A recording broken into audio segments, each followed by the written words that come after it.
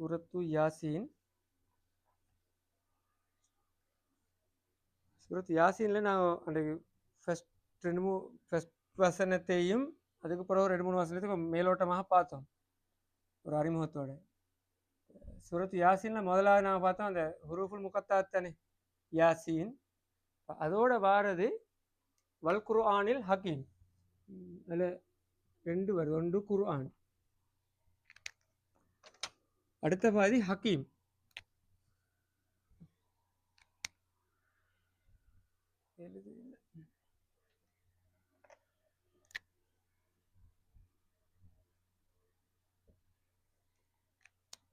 யாசீன் சூறாவுடைய பிரதானமான விஷயம் என்ன நாங்கள் பார்த்தோம். ஒன்று அல் குர்ஆன் உறுதிப்படுத்துறது, அதாவது வஹியை உறுதிப்படுத்துறது. ஏன்னா அந்த சூறா முழுக்க எந்த பேஸில் போகிறன்றது அடிக்கடி எங்களை ஞாபகத்தில் இருக்கணும். அப்போ தான் அந்த வசனங்களை எங்களுக்கு கனெக்ட் பண்ணி கொண்டு போகலாம். சூரத்து நீங்கள் வரல, சூரத்து யாசீன் வந்து மூன்று பகுதி. ஒன்று வஹி,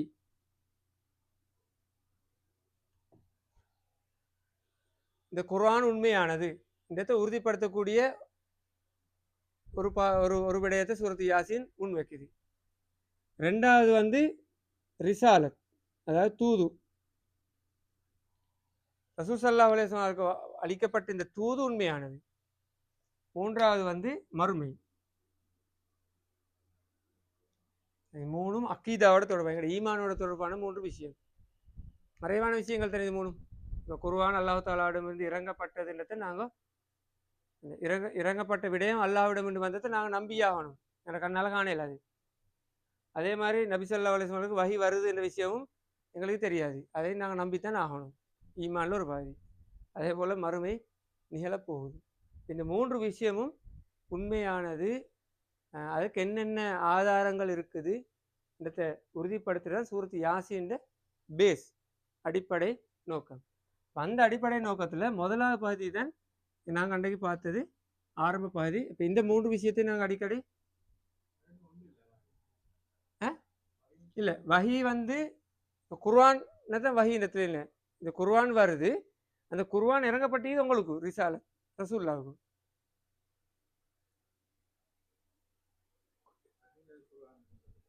விளங்கல?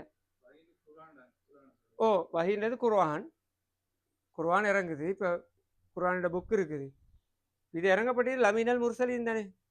இதுவரை ஒவ்வொரு நபிக்கும் வந்த மாதிரி இந்த இடத்துக்கு வந்தீரப்ப நீங்கள் தான் இந்த இதை கொண்டு வந்திருக்கீங்க. அப்போ சில வேளை குர்ஆன் வந்து உண்மையிலே எங்களுக்கு குர்ஆனை நம்பல. இது ஆனால் நீங்கள் சொல்லலை, இது வேறொரு ஆள் அனுப்பி நம்ப தானே. அடுத்த பக்கத்துக்கு ரசூலாய் நம்பணுமே. அப்போ தானே ரசூலாட் அடுத்த பக்கம் வரப்போகுது. என்ன ப்ராக்டிக்கல் ரசூலாட்டேருந்து வரப்போகுது. சொல், செயல், அங்கீகாரம் 3 வருது. அப்போ இது எங்களுக்கு ஹதீஸின் எடுக்கவே இல்லை. நபியை நம்புறேன்னு சொன்னால் ஹதீஸை நம்புறது. அப்போ இந்த 3 விஷயத்தையும் நாங்கள் அடிக்கடி ஞாபகப்படுத்தி வஹி, ரிசாலத், கியாமத், இந்த 3ஐயும் தான் சூரத்து யாசீன் ஊடாக அல்லாஹ் தஆலா எங்களுக்கு எங்களோட ஈமான கூட்டுறதுக்கு அந்த 3 பகுதியும் தான் இதில் நாட்டாங்க. இதில் அதான் முதலாவது வருது. இப்போ யாசீன் என்ற பகுதியான முதலாவது வருது, இந்த 2 எழுத்து அதோட வருது வல் குர்ஆனில் யாசீன் வல் குர்ஆனில் ஹக்கீம். இந்த ஹக்கீமான குர்ஆனின் மீது சத்தியமாக. அப்போ ஹக்கீம்ன்றதை நாங்கள் பார்த்தோம். சில மூன்று விளக்கம் வந்து பார்த்தோம். ஒன்று ஹிக்மத், நல்ல ஞானமுடையது, அறிவுடையது, நல்ல இன்டலெக்சுவலான ஒரு புத்தகம் இது. அடுத்தது ஹக்கீம்னா ஆட்சியாளன், ஆட்சி, அதாவது சட்டங்களை இயற்றக்கூடியது, வழி நடத்தக்கூடியது. ஒரு கான்ஸ்டிடியூஷன் மாதிரி நினைச்சிங்களே, ஒரு அரசியல் அமைப்பு மாதிரி ஒரு நூல் தான் இது. எங்களை அடுத்த பார்த்தோம் அந்த ஒன்றுக்கொண்டு தொடர்பாக்கி பின்னப்பட்டதுன்ற மாதிரி ஒரு கருத்து மிகுது. அப்போ அந்த 3 கருத்துக்களை வாரது தான் ஹக்கீம். இன்னும் நாங்கள் பார்க்கணும் எப்படின்னா, அல்லாஹ் தஆலா இப்போ இந்த மக்கா சூழலில் குறைஷி காபிர்களுக்கு இந்த குர்ஆன் இப்போ யாசீன் என்று சொல்லி போட்டு வல் குர்ஆனில் ஹக்கீம்ன்றாங்க. இதில் என்னென்னா, ஒன்று இந்த 2 எழுத்து இது மாதிரி 28 எழுத்தை கொண்டு வந்து வாசிப்பு தான் இது. குர்ஆன் மொழிபெயர்ப்பு என்ன? குர்ஆன் வாசித்தல கிராத்துன்னு வருது தானே. கிராத்தில் இப்போ கராண்டா வாசித்தான், அதில் வர ஒரு பாதி தான் கிராத், அடுத்த குர்ஆன். ரெண்டும் வாசிப்புன்னு தான் அர்த்தம், ரெண்டும் ரீடிங். அப்போ இந்த 2 எழுத்து அல்லது இந்த 28 எழுத்துள்ள இந்த 2 எழுத்துக்கள் மாதிரியான எழுத்துக்களால் தான் நாங்கள் உங்களுக்கு இப்படி வந்து உருவாக்கிக்கிறோம். குர்ஆன்றதை உருவாக்கி ஒரு இலக்கிய ரீதியாக அல்லது அறிவியல் ரீதியாக ஒரு வாசிக்கிறதுக்கு ஒரு இடத்த தந்திருக்கிறோம். அப்போ இது மாதிரி ஒன்று உங்களால் ஏற்படுத்திடுமா? இன்னும் ரிட்டர்ன் போகும். இப்போ நீங்கள் பொய்ப்பிக்கிற ஆட்களாக இருந்தால் உங்களோட அதாவது உங்களுக்கு பரிச்சயமான நீங்களும் பெரும் பெரும் கவிதை புஸ்தகங்கள் எல்லாம் எழுதுகிற கவிதைகள் வாசிக்கிற அந்த அரபு மொழியுடைய எழுத்துக்களை கொண்டு தான் நாங்களும் குர்ஆனையும் செஞ்சிடும் தந்திடும். அப்போ இது மாதிரியான ஒரு குர்ஆன் உண்ட எழுத வாசிக்க தெரியாத முகமது செல்றாருண்டா எழுத வாசிக்க தெரிந்த உங்களோட அதை விட உருவாக்கலுமே உருவாக்கி கொண்டு வாங்கன்னு ஒரு சேலஞ்ச் ஒன்று வருது. இது மாதிரி ஒரு குர்ஆனை கொண்டு வாங்க, அல்ல இது மாதிரி ஒரு சூறாவை கொண்டு வாங்க, அல்ல இது மாதிரி ஒரு வசனத்தை கொண்டு வாங்கன்னு ஒரு சேலஞ்ச் ஒன்று அவங்களுக்கு முன்வைக்கப்படுது. கடைசி வரையும் அவங்க அதில் வெற்றி பெறலை. அப்போ இந்த குர்ஆன் அப்போ நீங்கள் அதில் வெற்றி பெறாட்டி இது மாதிரியான எழுத்துக்களை கொண்டு உருவாக்கப்பட்ட உங்களால் ஏற்ற இயலாத இந்த குர்ஆன் ஊடாக உங்களுக்கு இந்த சேலஞ்சை ஏற்றுக்கொள்ள இயலாது. காரணம் என்னென்னா அந்த குர்ஆன் ஹக்கீம், ஹிக்மத்துடைய குர்ஆன். இந்த ஹக்கீம் என்ற விஷயத்தை எங்களுக்கு பல பல உதாரணங்கள் சொல்லி வழங்கப்படுத்தலும். உதாரணமாக ஹக்கீம் என்ற விஷயத்தில் ஒரு விஷயம்தான் இந்த குர்ஆன் எப்படி இந்த அறிவு ஞானத்தோடு இருக்கிற இடத்தை பார்த்தா நாங்கள் பார்த்த மாதிரி எதிர்வு கூறல் ஃபியூச்சரை பற்றி பேசுதே குர்ஆன் பல இடங்கள்ல பேசு. நாங்கள் அண்டை பார்த்த ஒரு உதாரணம் பார்த்த மாதிரி சூரத்து ரூமில் வருது, அலிஃப்லாம் அப்படி 2 எழுத்து சொல்லி போட்டு அடுத்த சொல்லுது உலிபத்திர் ரோம் தோக்கடிக்கப்பட்டுச்சு. வஹும் மின் பாதி கலபிஹிம் தோக்கடித்ததுக்கு பிறகு திரும்பவும் சயாகுலிபூன் வெற்றி பெறுவார்கள். வசனமும் வரும், ஒரு 10 வருஷத்துள்ளுக்குள்ள அவர்கள் வெற்றி பெறுவார்கள் குர்ஆன் சொல்லுது. இந்த குர்ஆனுடைய பாஷை எப்படின்னு சொன்னா இப்போ நாங்கள் எதிர்காலத்தை பற்றி பேசக்கூட எப்படி சொல்லுவோம்? இப்போ ரோமர்கள் தோக்கடிக்கப்பட்டுட்டாங்கோ என்று சொல்லி போட்டு 10 வருஷத்துக்கு பிறகு ரோமர்கள் எப்படி இருப்பாங்கிற விஷயத்தை எழுதும்போது நாங்கள் எங்களோட லாங்குவேஜில் எப்படி எழுதுவோம்? எதிர்காலத்தில் எழுதக்குள்ள வெற்றி பெறலாம் சில வேளை, அப்படித்தானே அந்த லாங்குவேஜ் அப்படித்தானே மே மைட் வெற்றி பெறலாம் சம்டைம்ஸ், அல்லது சில நேரம் இப்படி அப்படி வேர்டுகளை பாவித்தேன்னா எங்களுக்கு 100% சொல்லல. அது ஆனால் குர்ஆன்ல அல்லாஹ் தஆலா சொல்லும்போது சயாகுலிபூன் வெற்றி பெறுவார்கள். ஃபீ பிலி சினீன் ஒரு 10 வருஷத்துக்குள்ள ஒரு ஷார்ட் பீரியடுக்குள்ள அவங்க வெற்றி பெறுவார்கள்.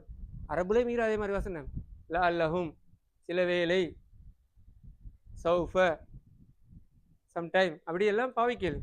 ஆனால் அப்படி ஒன்றையும் அல்லாஹ் தஆலா பாவிக்கல, நேரடியாக சொல்கிறான் வெற்றி பெறுவார்கள். என்னன்னா அந்த அளவு ஹக்கீம், அந்த அளவு விஷயம் உள்ள ஒரு இடத்துல இருந்தால் அந்த செய்தி சொல்லப்படுது. அதே மாதிரி நடந்துச்சு தானே, அது நடக்காமக்கு இருந்தால் குர்ஆன் போய் ஆகிக்கணும், ஆனால் ஆகலை, நடந்துச்சு. அதே மாதிரி இன்னொரு உதாரணம் எதிர்கூறல் அந்த ஒன்று ரோம் இன்சிடென்ட். அடுத்து பத்ர் யுத்தத்தை பற்றி வருது. மக்கா காலத்தில் ஆரம்பத்தில் ஒரு குர்ஆன் வசனம் வருது சூரத்துல் கமர்ல சயுஹ்ஸமுல் ஜம்உ வயுவல்லூன துபுர், இந்த பெருங்கூட்டம் தோக்கடிக்கப்படும். சயுஹ்ஸமுல் ஜம்உ வயுவல்லூன துபுர், அவர்கள் விரட்டி புறமுது காட்டி ஓட வைக்கப்படுவார்கள், அதாவது தோக்கடிக்கப்படுவார்கள். அப்போ இது மக்கா காலத்தில் சொல்லப்படுது. இந்த வசனம் எப்போ உண்மையாக இருந்துச்சுன்னா பத்ர் யுத்தம் எப்போ நடக்குது? மதீனாவில் தானே, மதீனா பொறுத்து போகிறது தானே நடக்குது. அப்போ அங்கேயும் பாருங்க சயுஹ்ஸமுல் ஜம்உ வயுவல்லூன துபுர், அங்கே எதிர்கால வேர்டும் இல்லை, தோக்கடிக்கப்படுவார்கள், புறமுது ஓட்டப்படுவார்கள். அந்த சேண்டொண்டிற சயுஹ்ஸமுல் ஜம்மு சேண்டு வந்து எதிர்காலத்துக்குரிய எழுத்து. அப்போ வயுவல்லூன இடத்துல ச வரல, வ சயுவல்லூன்னு வரல. குர்ஆன் என்ன சொல்லுதுன்னா 100% அல்லாஹ் தாலாவுக்கு தெரியும், ஷுவர் இப்படி ஒரு இன்சிடென்ட் நடக்கும். ஆனால் அது வரலாற்றில் நடந்துச்சா? நடந்துச்சு. அப்போ உமர் ரலியல்லாஹு அன்ஹு அவர்கள் இதை இந்த வசனத்தை விளங்கப்படுத்திக்கொள்ள சொல்கிறாங்க. உமர் ரலியல்லாஹு அன்ஹு இந்த பத்ர் யுத்தம் நடந்ததுக்கு பிறகு உமர் ரலியல்லாஹு அன்ஹு சொன்னாராம், இந்த வசனம் ஏற்கனவே இறங்கின நேரம் அவர் யோசிச்சாராம், எப்போ இது நடக்கும், இப்படியான நடக்குமா என்று அவர் எதிர்பார்த்து கொண்டு இருக்கிறார். என்ன வசனம் ஈகிற கையில் பெரிய ஒரு கூட்டம் தோக்கடிக்கப்பட போகுது, புறமுது காட்டி ஓட செய்யப்பட போறாருங்கிற ஒரு விஷயம் இருக்குது. அப்போ அவர் அதை எதிர்பார்த்து கொண்டிருக்கிறார். பத்ர் யுத்தம் நடந்தது பிறகு சொல்லுகிறார், நான் இவ்வளோ நாள் எதிர்பார்த்து கொண்டு இந்த விஷயத்தான் குர்ஆன் சொல்லி இருக்குது. அப்போ குர்ஆன் இப்படி எதிர்கூறல் பல இடங்களில் சொல்லப்பட்டது. எங்களுக்கு இன்னும் பேசிக்கொண்டு போகலாம். என்னன்னா ஹக்கீம் இடத்துல அர்த்தம் அதுதான். இப்போ யாருக்கும் குர்ஆன் மாதிரி ஒரு புஸ்தகத்தை உருவாக்கிடலாம். ஒரு உள்ள 28 எழுத்தை வச்சு கோர்த்து ஒரு புக்கில் எழுதிட்டு பண்ணுங்களேன். ஆனால் அது ஹக்கீமாக இருக்குமா? ஹக்கீமுடைய அந்தஸ்து அந்த குர்ஆனுக்கு பெரிய இல்லாது. அப்போ இது ஒரு விஷயம். அதே மாதிரி இன்னொரு விஷயம், இந்த ஹக்கீம் இடத்தை காட்டுற இன்னொரு உதாரணம் தான் இந்த சயின்ஸ். இந்த விஞ்ஞான உண்மைகள் எல்லாம் குர்ஆன்ல சொல்லப்பட்டது. இன்றைக்கு பெரிய ஒரு ரிசர்ச் அதில் போகிறதானே. இப்போ தான் ரிசர்ச் போகும். அதாவது ரசூல்லா மௌத்தானத்துக்கு ரிசர்ச்சோடு தொடங்கிக்க எப்போன்னா ரசூல்லா இருக்கும் வரைக்கும் கூட அந்த விஞ்ஞானம் தெரியாது. ஏன்னா அப்படி ஒரு அறிவியல் பின்னணி இருக்குல்ல. ரசூல்லா மௌத்தானத்துக்கு பிறகுதான், பிறகுக்கும் பிற்பட்ட காலங்கள்லாம் இது ஆரம்பிக்கப்பட்டுச்சு தான். இதில் சொல்லப்பட்ட விஞ்ஞான கருத்துக்கள் இருக்குதா எப்படி எடுத்து பார்க்குறோம். உதாரணமாக இந்த மலைகளை வந்து மலைகளை இப்படி நாட்டிக்கிறேன். இப்போ மலை வந்து இப்படி இருந்துச்சுன்னா உண்மையிலே மலையோட அடுத்த பாதி இங்கே நாட்டப்பட்டிக்குது. மலைகள் பூமியில் நாட்டப்பட்டிக்கிற விடுச்சுன்னா ஒரு பேலன்ஸ் பண்ணுறதுக்காக வரும். இந்த டென்ட்டை பேலன்ஸ் பண்ணுறதுக்கு நாட்டுவோம், அது மாதிரின்னு வருது. அப்போ இதை ஜியோகிரஃபியால் விளங்கப்படுத்தும் போது அது டென்ட் மாதிரி தான் நாட்டப்பட்டிக்கிறத 100% ப்ரூவ் பண்ணுறார்கள் சயின்ஸ் விஞ்ஞான ரீதியாக. அதே மாதிரி இன்னொரு சூரத்து அண்ணாமில் வரும்,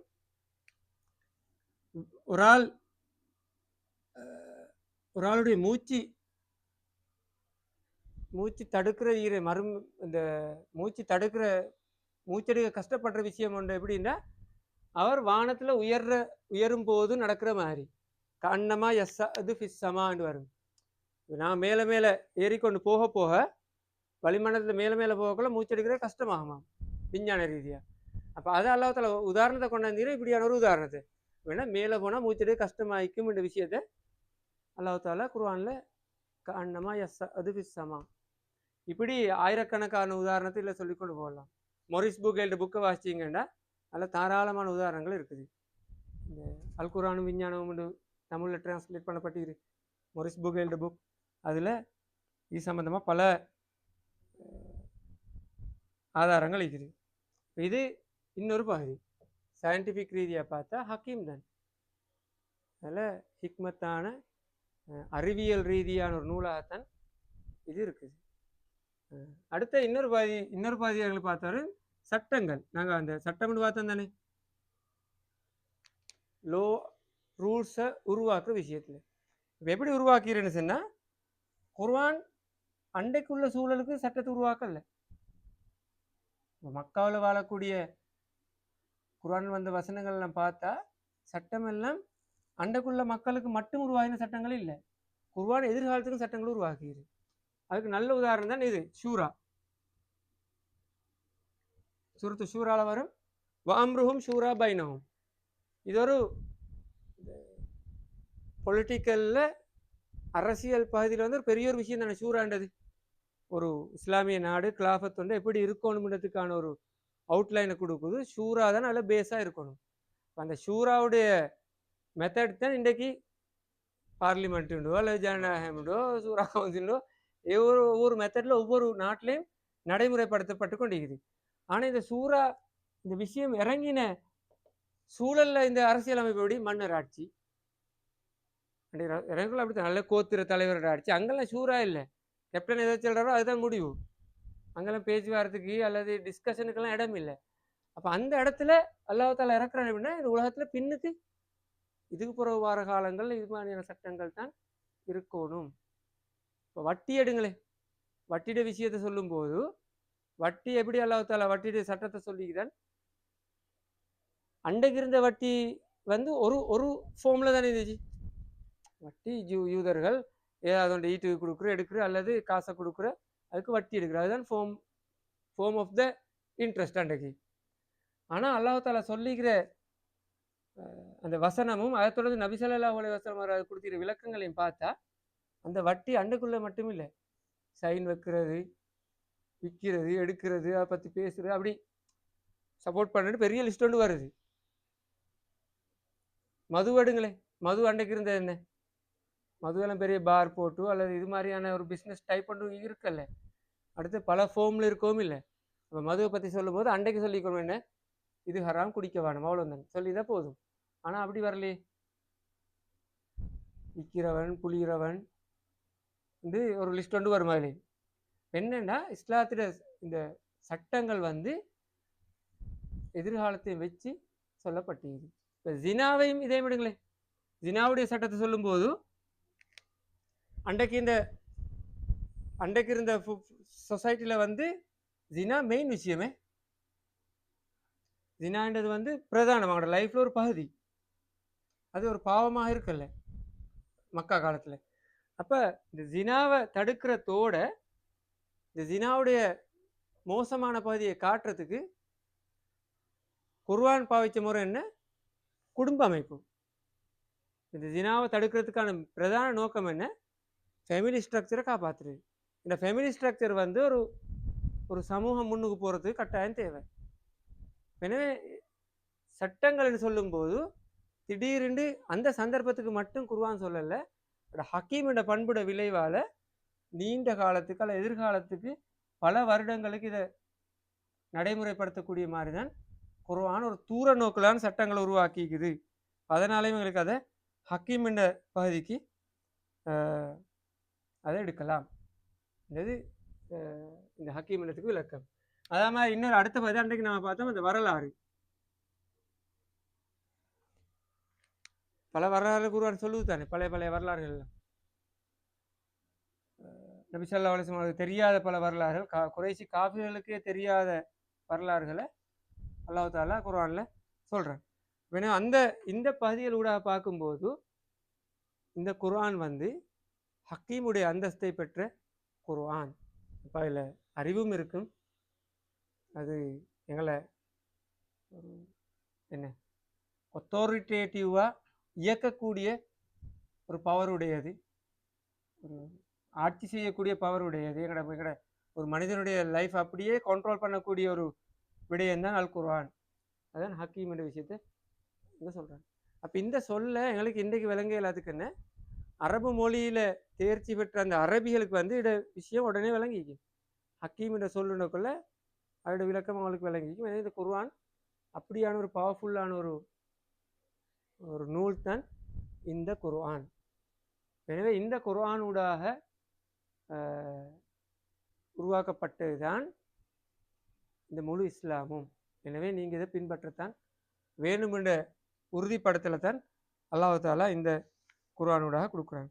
அப்போ அந்த வஹீன்ற விஷயத்தை குர்ஆனிட கொடுத்து போட்டு அடுத்த வசனங்கள் எப்படி வருது, அடுத்து வருது ரிசாலத் உறுதிப்படுத்துகிற வருது, இன்னக லமினல் முர்சலீன்.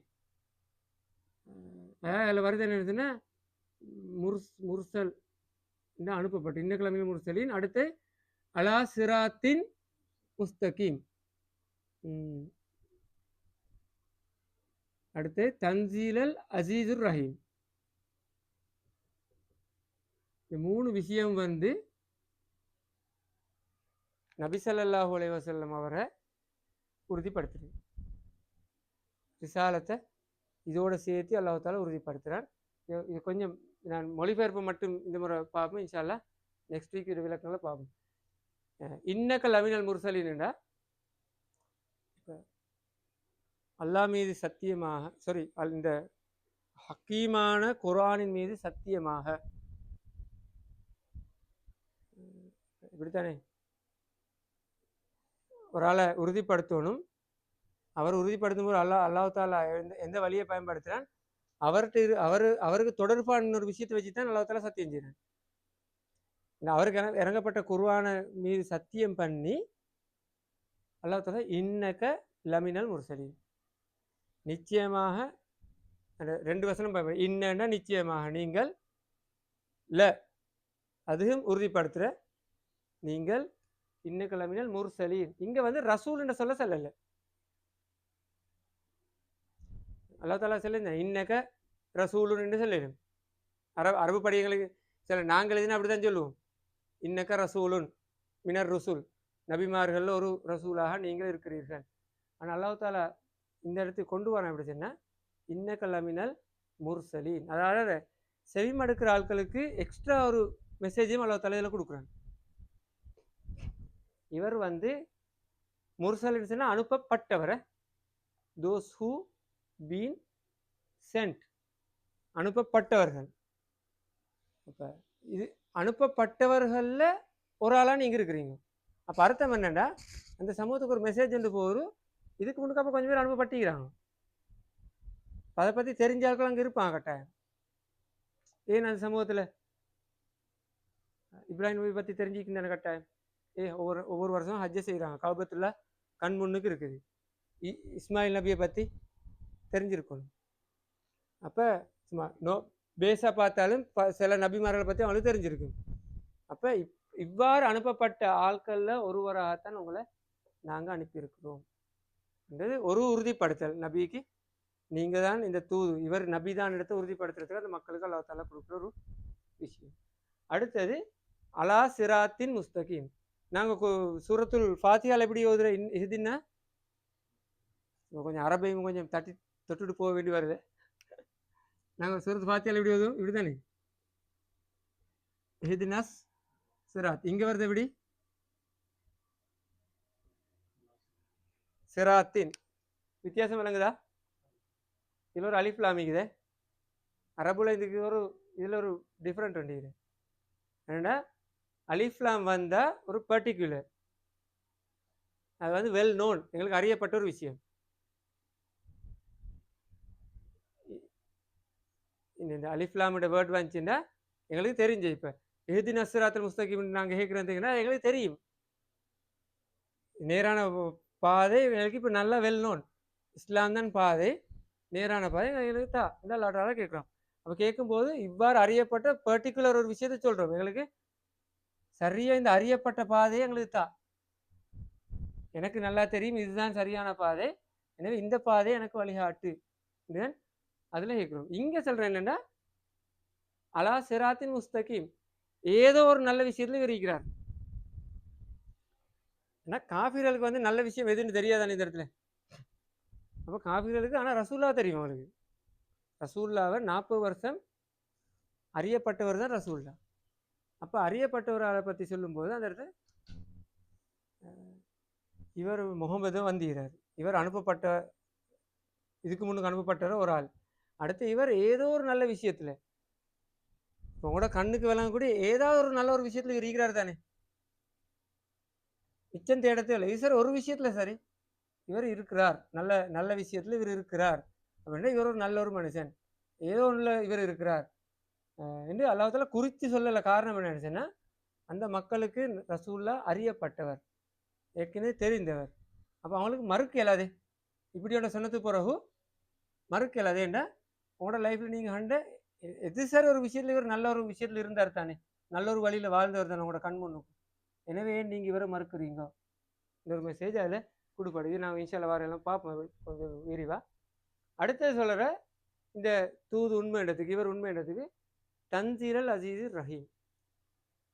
இப்போ அல் குர்ஆனுல் ஹக்கீம் இறக்கிறோம் தானே, இந்த இறக்கினது வந்து யாருடா முகமதுட இல்லை, முகமது இறக்கி தந்தது இல்லை, இது வந்து அல் அசீஸ், அல்லாஹ் தாலாவுக்குரிய ஒரு 2 பண்பு அல்லாஹ் தாலா சொல்கிறாங்க, அசீஸ் அடுத்து ரஹீம்.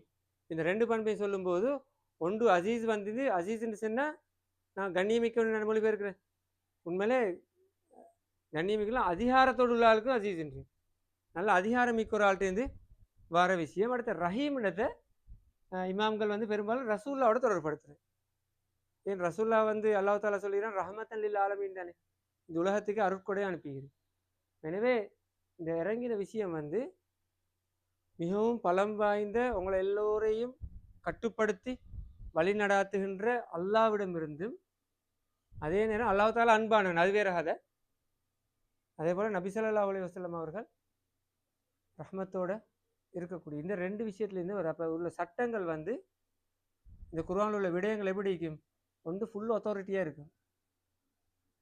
ஆனால் அதில் ரிசல்ட்ஸ் எப்படி இருக்க போகிறோம். ஜக்காத் எடுக்கிற வந்து ஒரு அத்தாரிட்டி தானே. ஜக்காத்தினுக்குள்ள என்ன நினைக்கிற பார்த்தா இன்னொத்தனை சலிப்பை பறிச்செடுக்கிற மாதிரி இருக்கும். ஆனால் ரிசல்ட்ஸ் என்ன, அடுத்த பக்கத்துக்கு கொடுக்கப்படுது ரஹ்மத்தன் அல்லது விளைவு. அப்போ அப்படியான ஒரு இடத்துல இருந்து வந்ததை தான் இவர் வச்சு கொண்டு இருக்கிறார், இறக்கப்பட்டது தான் வச்சு கொண்டு இருக்கிறார். எனவே ரசூல்லா வந்து உங்களுக்கு கண்முன்னுக்குன்னு பொய்ப்பிக்கலாது. இப்படிதான் எங்கட கண்முன்னுக்கு ஒரு ஆள் நல்லா தெரியும், அவருக்கு செல்லப்பட்ட இந்த பண்பு எல்லாம் இருக்குது அப்படின்னா எப்படி பொய்ப்பிக்கிறேன். வந்து ஒரு சேலஞ்சே குர்ஆன் கொடுக்குது, சேலஞ்சு அவங்களுக்கு குர்ஆன் கொடுக்குது. இப்படியான ஆட்களை வச்சுக்கொண்டு நீங்கள் எப்படி இந்த தூதுத்துவத்தை பொய்ப்பிக்க போகிறீர்கள். தன்சீல் அசீஸிர் ரஹீம் வந்து இந்த அந்த அந்த அந்த 5 வசனத்தினூடாக குர்ஆன் உண்மை, இந்த குர்ஆனை கொண்டு வந்த தூதர் அவருக்கு வந்த ரிசாலத்தும் உண்மை, இந்த விஷயத்தை அல்லாஹ் தாலா இந்த இடத்துல உறுதிப்படுத்துறது. இன்ஷா அல்லாஹ் வாரக்கிழமைகளுக்கு இதை கண்டினியூ பண்ண இயலாமைக்கும் அந்த ஹதீஸை பார்த்தாலே அப்படி அந்த ஹதீஸுக்கு டைம் கூட போனால் இதை ஸ்கிப் பண்ணி அடுத்த கிழமை இன்ஷா அல்லாஹ் பார்ப்போம்.